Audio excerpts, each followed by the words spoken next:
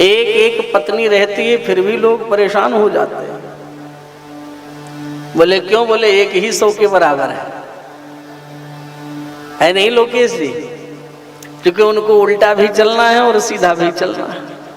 अगर पतिदेव ऑफिस से जरा लेट हो जाए आने में, नहीं दुकान से आजकल बड़ा लेट हो रहा है, क्या बात है, कुछ दाल में काला है,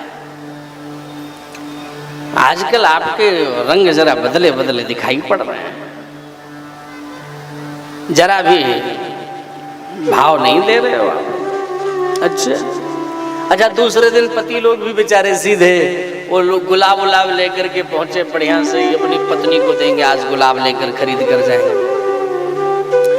अब गुलाब लेकर जब दूसरे दिन पहुंचे और गुलाब उनको भेंट कर रहे हैं, फिर भी उल्टा चाल। ओहो, आजकल बड़े रोमांटिक हो रहे हो, गुलाब उलाब लेकर चल रहे हो, क्या बात है। यानी लाओ तो भी परेशानी और ना लाओ तो भी परेशानी। तो जहां पर 16,108 पटरानियां हैं, इनके बीच में कैसे रहते होंगे, ये अत्यंत सोचनीय का विषय है, सोचने का विषय है मेरे भाई बहन। लोगों ने कहा कभी आपस में भगवान इनसे झगड़ गए, कभी उनसे नाराज हो गए, कभी उनसे नाराज हो गए।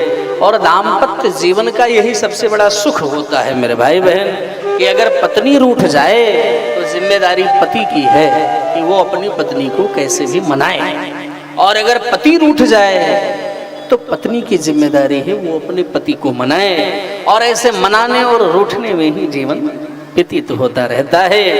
और भगवान भी रूठते हैं। आप ऐसा नहीं कि भगवान रूठते नहीं अपनी पत्नी से, अरे कभी सत्यभामा से तो कभी जामवंती से, कभी इनसे, कभी उनसे, कभी उनसे ये वो।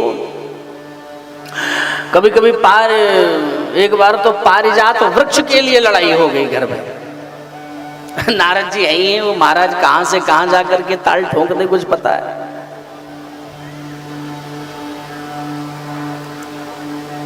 एक बार की बात है, ये कथा मैं बहुत पहले सुनाया करता था, यानी सन 2015-16 तक तो सुनाया, और 15-16 के बाद बंद किया, सो आज ही सुनाने जा रहा। तो एक बार देवर्षि नारद जी बोले चलो चले जरा देखें तो कि भगवान का परिवार रहता कैसे, इतनी पटरानियों के साथ हमारे सरकार रहते कैसे। तो भगवान के घर आने के पूर्व देवराज इंद्र के यहाँ गए सीधे देवर्षि नारद, और वहां से पारिजात का पुष्प लिए, और पुष्प लेकर के मस्ती में आए तो सीधे सत्यभामा के कक्ष में गए। अरे आओ आओ नारद जी आओ, कहां से आ रहे हो?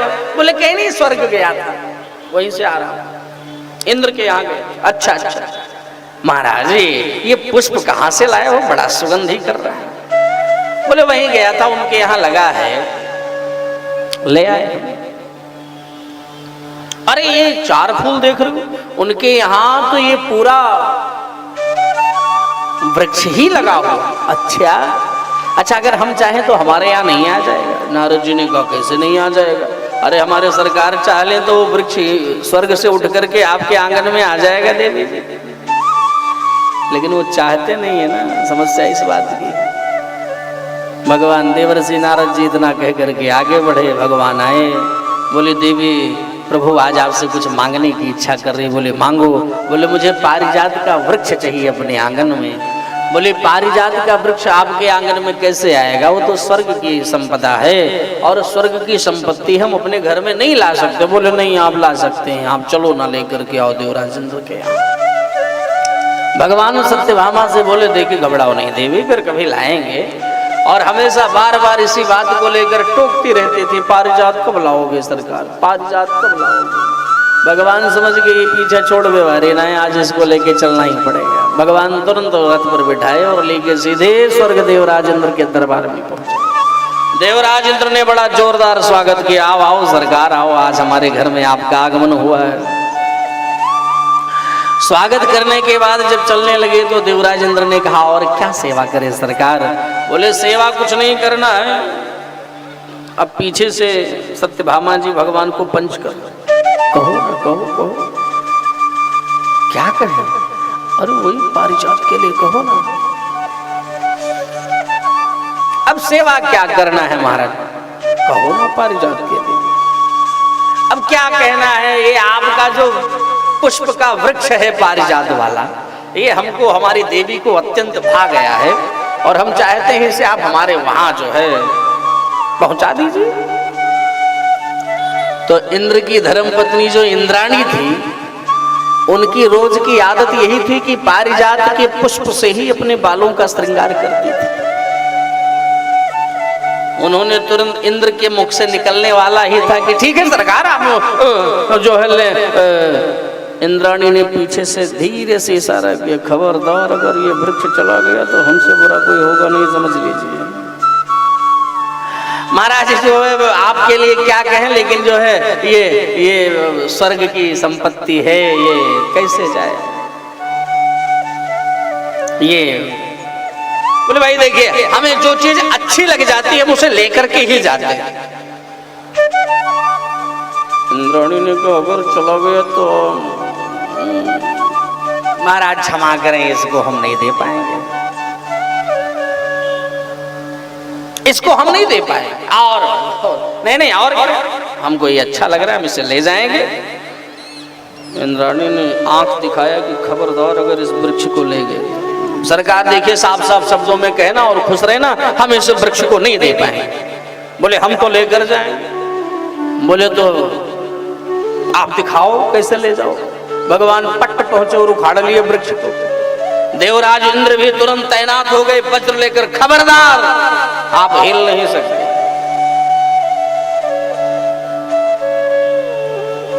भयंकर युद्ध छिड़ गया वहीं पर, और जब युद्ध छिड़ गया तो भगवान तुरंत सुदर्शन चक्र को उठा लिया। अरे पूरे पृथ्वी हिल गई महाराज। ब्रह्मा जी प्रकट होकर भगवान की स्तुति करके बोले, सरकार ये क्या अनर्थ करने जा रहे हैं, ये सब आपके बच्चे हैं। तब जाकर भगवान माने और फिर पारिजात को लेकर के आए और लेकर आकर के सत्यभामा के आंगन में स्थापित किया। तो भगवान की भी लड़ाइयां होती रहती हैं। अच्छा, सब रानियां रूठती हैं पर रुक्मणी भैया कभी नहीं रूठती हैं। तो भगवान तो एक बार जानबूझ करके रुक्मणी को रूठाते हैं, यानी रूठना मनाना यही दाम्पत्य जीवन है। इसलिए मैं इस बात को हर जगह निवेदन करता हूं और यहां भी कहता हूं कि पति पत्नी को आपस में झगड़ा कभी कभी ना हो तो कर लेना चाहिए। Why are you laughing? ये हंसवे वाली बात नहीं, सत्य है। झगड़ा ना हो रहा हो तो एक बार बिल्कुल टंटा कर दो। करती हो नहीं करती है? क्यों भाई, झगड़ा करती हो नहीं करती हो? करती है इसीलिए कुछ नहीं बोल रही। झगड़ा करती हो नहीं करती हो आप लोग? अगर ना करती हो तो आज से चालू, एक बार नहीं महीने में 2-2 बार झगड़ा करो। लेकिन एक चीज का ध्यान रखो। बोले क्या? बोले झगड़ा खूब करो लेकिन केवल जुबानी हमले करना, हाथापाई पे मत करना, नहीं नुकसान हो सकता है। और दूसरी बात, झगड़ा भी करना तो ज्यादा भी मत कर लेना कि सिग्नेचर की आवश्यकता मांग आ पड़े, है नहीं? लेकिन झगड़ा जरूर करना। बोले क्यों महाराज, ये सब क्या उल्टा पुल्टा बातें सिखा रहे हैं? बोले देखो, झगड़ा करने से प्यार और ज्यादा तगड़ा होता है नहीं? झगड़ा हो गया, पत्नी अलग नाराज, पति अलग नाराज, हम आपसे बात नहीं करेंगे, बड़ी बेकार है, जब से आई है हमारी खोपड़ी खाती रहती है।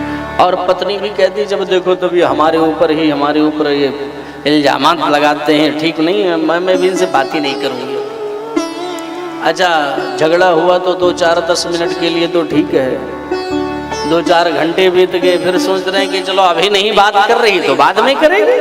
अच्छा, 2-4-6 घंटे क्या दिन भर बीतने के बाद फिर याद आई कि अब तो बातचीत हो जाए। अब आपस में लोग सोचते हैं कि पहले पत्नी बोले तभी हम बोलेंगे, हम तो पहले बोलेंगे नहीं, यही झगड़ालू है। और पत्नी भी सोच रही हम काहे बोले, पहले ये बोलेंगे तब हम बोलेंगे। अब इसी चक्कर में एक दिन पूरा बीत जाता है, दूसरा दिन लग गया, फिर भी बातचीत नहीं हो रही, तीसरा दिन लग गया। अब तो अच्छा, झगड़ा के बाद जो प्यार, झगड़ा में के जैसे झगड़ा हो गया और उस 2-3 दिन के बीच में जो भोजन पानी और चाय पानी मिलता है पत्नी के हाथ का, वो भी कुछ गजब स्टाइल में मिलता है।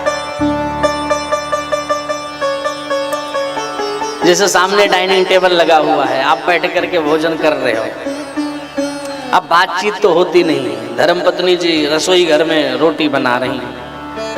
अच्छा 2-3 दिन बीत गया है तो अपनी तिरछी चितवन से आपको ही निहारेंगे डाइनिंग टेबल पर, क्या कर रहे हैं, इनकी स्टाइल कैसी है। अच्छा वो भी बात नहीं कर सकते, ये भी नहीं बोल सकते कि जल्दी भी तैयार करो, मुझे कहीं जाना है, नहीं ऑफिस जाना है, नहीं यहाँ जाना है, नहीं वहाँ जाना है, ये बोल नहीं पाते हैं। तो बैठ करके प्लेट बजाते हुए और अपनी मस्ती में बोलते हैं, जल्दी भोजन बना दो हमें कहीं जाना है। लेकिन उनसे नहीं कह सकते, अपने आप में ऐसा करते हैं। अच्छा वो रोटी बनाती फिर देख लेती है, फिर मुस्कुरा करके हट जाती है। सुनी जी गौर करना, ये सब आपकी बातें हैं।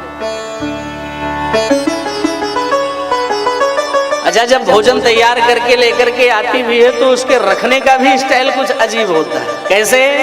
थाली लेकर के आई, पतिदेव बैठे हैं तो सर घुमा के रखती है, बड़ा सुंदर भाव उस समय प्रस्फुटित होता है और क्या अद्भुत दृश्य होता है। और फिर जब 2-4-10 दिन के बाद वार्तालाप प्रारंभ होती है,